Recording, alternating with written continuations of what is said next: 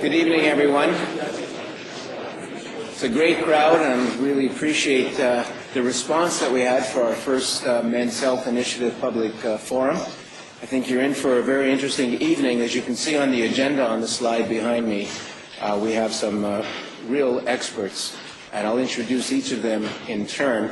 I'm Larry Goldenberg. I am the, what am I? I'm the professor and head of the Department of Urologic Sciences here at VGH and at UBC, and it's my thrill to be the lead of the Men's Health Initiative of British Columbia. Why don't we get my slides on, and I'll get started. Just as a housekeeping item, there's these little cards.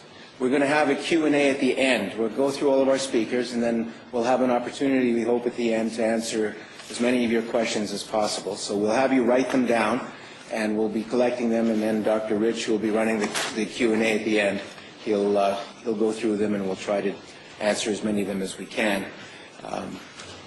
So again, thank you for coming here this evening, and I'm going to give a global overview. How do I change the slides here, guys?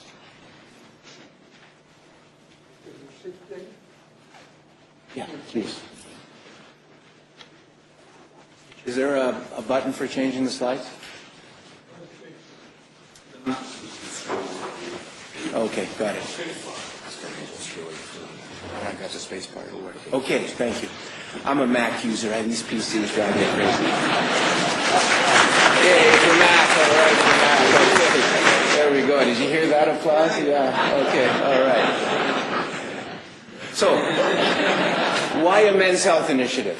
Is there a need for a Men's Health Initiative? I mean, this is a very commonly asked question, and has been for eons. And for eons, people have thought, well, what's men's health about? Men's health is about prostates and penises.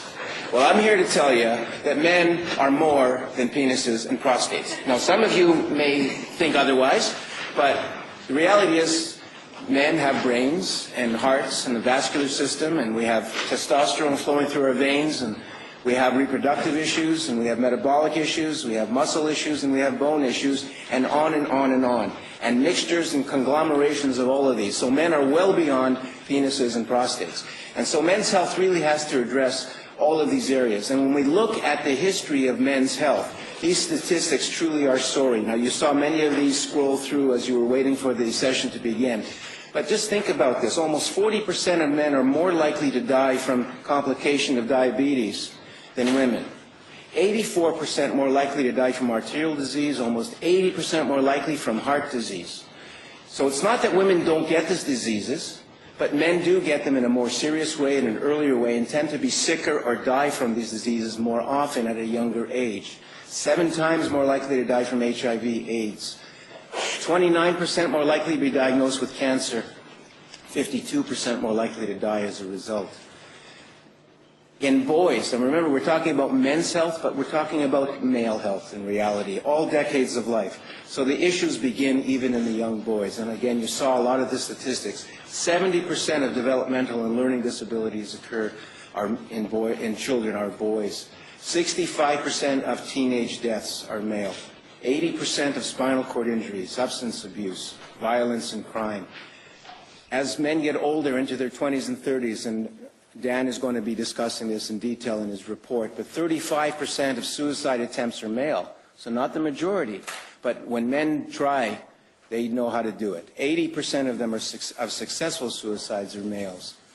And in the workplace, 97% of workplace deaths are male.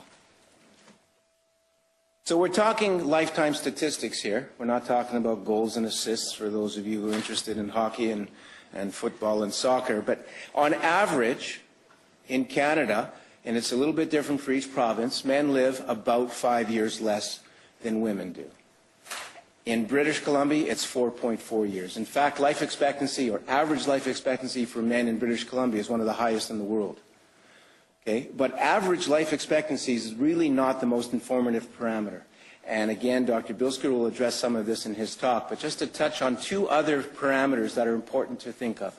One is called health expectancy. I mean, we can all live to be 80, but if we get sick when we're 60, So our health expectancy is 60, so that means 20 years of life where you're ill, and you're a burden to yourself and all of those around you. So health expectancy is the number of years that you're actually free of disability, illness, and functional dependence. And that's a very critical statistic, and I think an important one. Because one of our goals in this initiative is to try to decrease that gap on average between health expectancy and life expectancy, so that you're healthier for more of the middle parts of your life.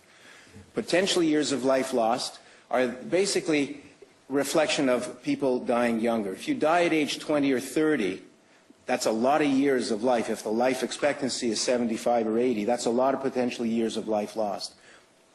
And people who, if the population dies at a younger age, that will bring down the average life expectancy. Around the world, it's interesting when you start to look at this data, and this was from the 2007 statistics, women outlive men in 212 of 221 countries that were reported on.